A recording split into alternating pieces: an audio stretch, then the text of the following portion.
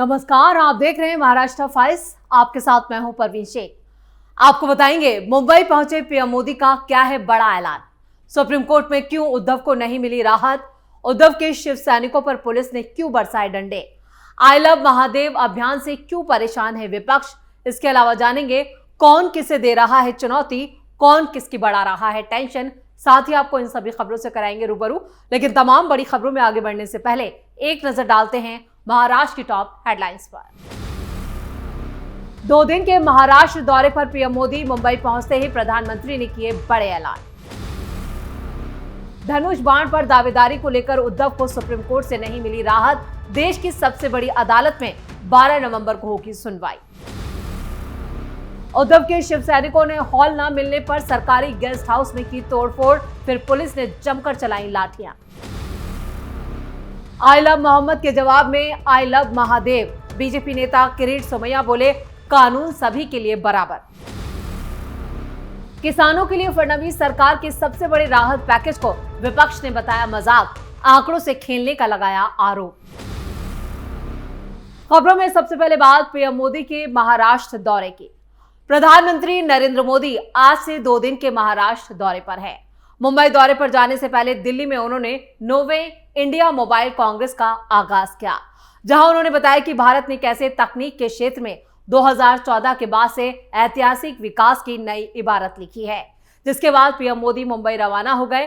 PM Modi के दौरे में मुंबई मेट्रो लाइन 3 यानी एक्वा लाइन के आचार्य आत्रे चौक से कफ परेड तक के 2B चरण का उद्घाटन शामिल है। यह मुंबई की पहली अंडरग्राउंड मेट्रो लाइन है, जहां पर 33.5 किलोमीटर लंबी इस नई मेट्रो लाइन पर कुल 27 स्टेशन है। यह लाइन 37,270 करोड़ की लागत से तैयार की गई है, जिससे रोजाना 13 लाख लोगों के सफर करने का अनुमान है। यह मेट्रो दक्षिण मुंबई के काला घोड़ा, मरीन ड्राइव, हाई कोर्ट, मंत्रालय, आरबीआई, बीएससी और नरीमन पॉइंट जैसे ऐतिहासिक और प्रशासनिक केंद्रों को जोड़ेगी।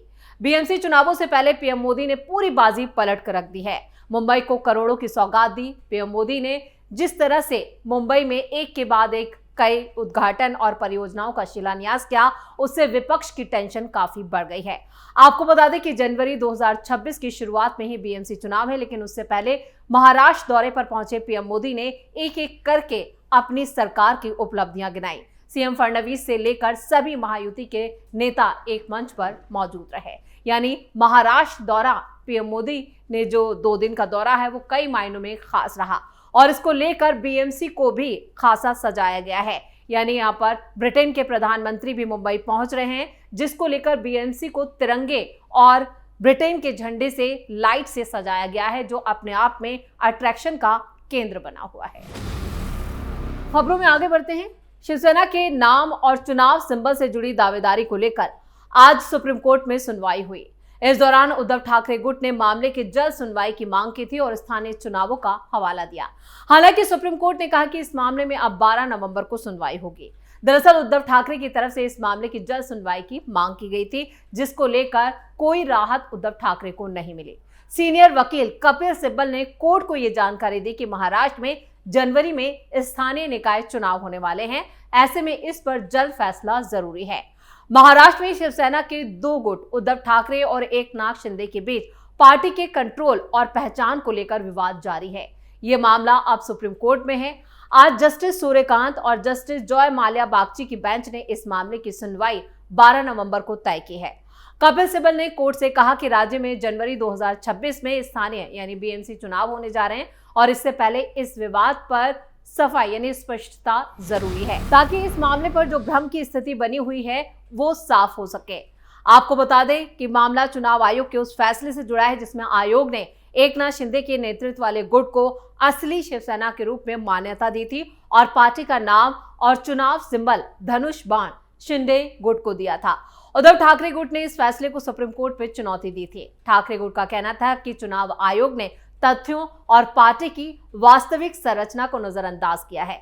उद्धव ठाकरे की याचिका में यह भी कहा गया कि चुनाव आयोग ने संविधान और पार्टी के आंतरिक नियमों की अनदेखी करते हुए गलत फैसला दिया है।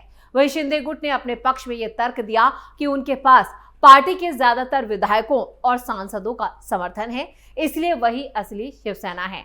अब 12 नवंबर को सुप्रीम कोर्ट इस मामले की अगली सुनवाई करेगा और यह तय करेगा कि असली शिवसेना किसकी है। लेकिन इसको लेकर उद्धव ठाकरे सुप्रीम कोर्ट में कई बार ये गुहार लगा चुके हैं कि इस मामले का जल्द निपटारा किया जाए, लेकिन हर बार उन्हें सुप्रीम कोर्ट से मुंह की खानी पड़ी है।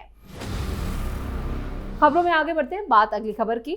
सरकारी गेस्ट हाउस का हॉल नहीं मिलने पर उद्धव गुट के शिव सैनिकों ने जमकर तांडव मचाया।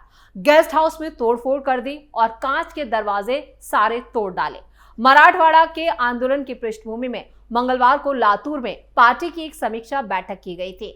इस बैठक में शिवसेना नेता अंबादास दानवे आने वाले थे, लेकिन इस बवाल के बाद वो भी वहां नहीं पहुंचे। शिव सैनिकों ने बैठक के लिए सरकारी विश्राम गृह में एक हॉल की मांग की थी।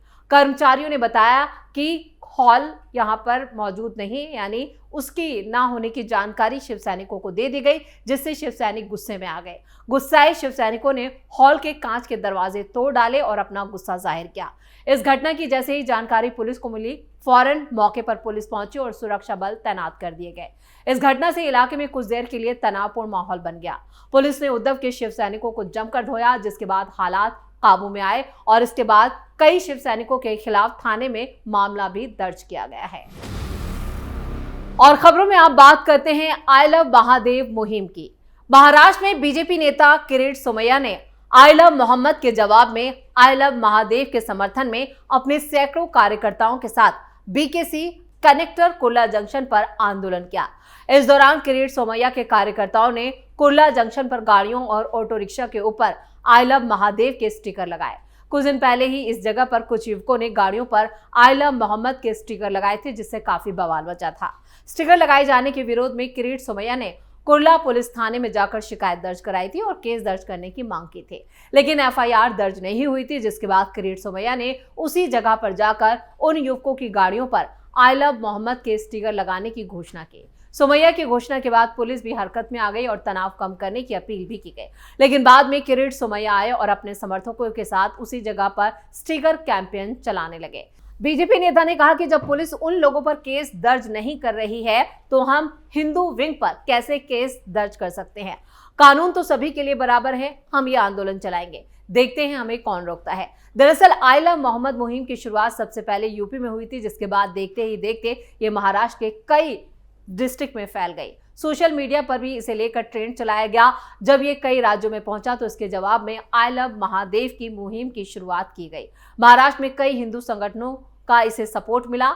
आई लव मोहम्मद मुहिम पर केंद्र सरकार के साथ राज्य सरकारें भी करीब से नजर रख रही हैं और इस मुहिम को लेकर अभी तक सिर्फ स्टिकर और ट्रेंड ही देखने को मिला है, इसलिए किसी के खिलाफ सख्त कार्रवाई नहीं की गई। कुछ लोग इसे अभिव्यक्ति की आजादी बता रहे हैं तो कुछ लोग उकसावे की बात कर रहे हैं।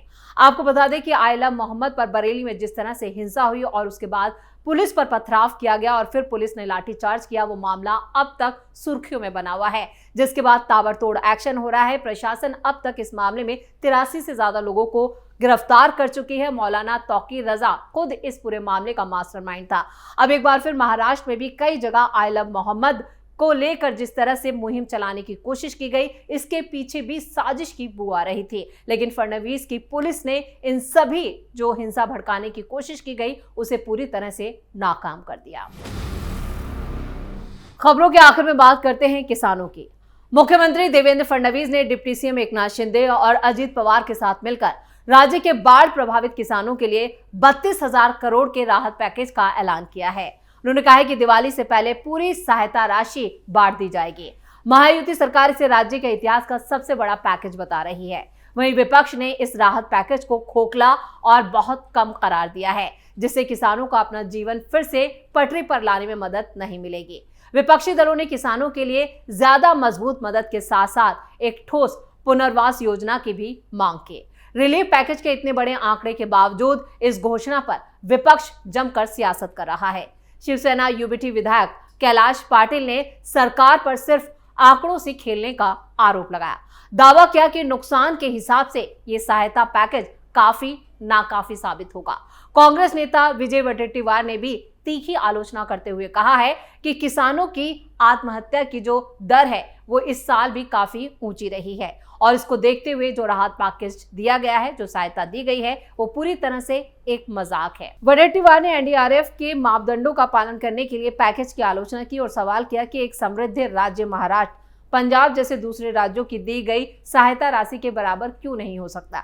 वहीं किसान सभा के सचिव अजीत नवले ने भी इस पैकेज को खारिज करते हुए तर्क दिया कि वास्तविक नई सहायता सिर्फ 6,500 करोड़ की है, बाकी 31,628 करोड़ सिर्फ मौजूदा योजनाओं का संकलन है।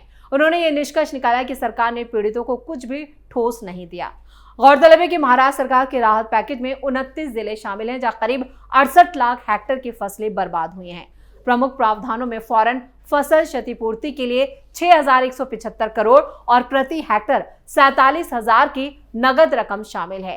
पुनर्निर्माण सहायता नरेगा योजना के जरिए 3 लाख प्रति हेक्टेयर की दर से दी जाएगी। इसके अलावा सरकार ने फसल बीमा के लिए 18,000 करोड़ से ज्यादा का आवंटन किया है और हर पृथक पशु के लिए भी मुआवजे की गारंटी दी है। साथ ही जो प्रतिबंधक एनडीआरएफ के मापदंड है उन्हें रद्द कर दिया है। हालांकि मुख्यमंत्री देवेंद्र फडणवीस ने कहा है कि सरकार समय आने पर कृषि ऋण माफी की भी घोषणा करेगी, यानी किसानों की ब्याज जो बैंकों से लिया गया है उसे भी माफ करेगी। उन्होंने कहा कि किसानों को हुए नुकसान पर एक व्यापक ज्ञापन केंद्र को सौंपने की तैयारी की जा रही है। फिलहाल प्राथमिकता किसानों को फिर से अपने पैरों पर खड़े करने में मदद करने की है। इससे पहले देवेंद्र फडणवीस ने पीएम मोदी से इसको लेकर मुलाकात भी की थी और पीएम मोदी ने खुद ये भरोसा दिया था कि वो किसानों के लिए बड़े राहत पैकेज का ऐलान करेंगे और ये उसी कड़ी में है जब इतने बड़े राहत पैकेज का ऐलान किया गया है। लेकिन विपक्ष है कि बाज नहीं आ रहा, वो किसानों को लेकर जमकर सियासत कर रहा है। उसने साफ कहा है कि राज्य सरकार की तरफ से जिस राहत पैकेज का ऐलान किया गया है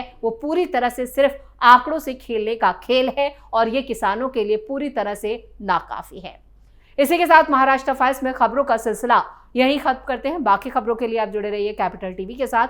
वीडियो को लाइक करें, शेयर करें और कैपिटल टीवी को सब्सक्राइब जरूर करें। नमस्कार।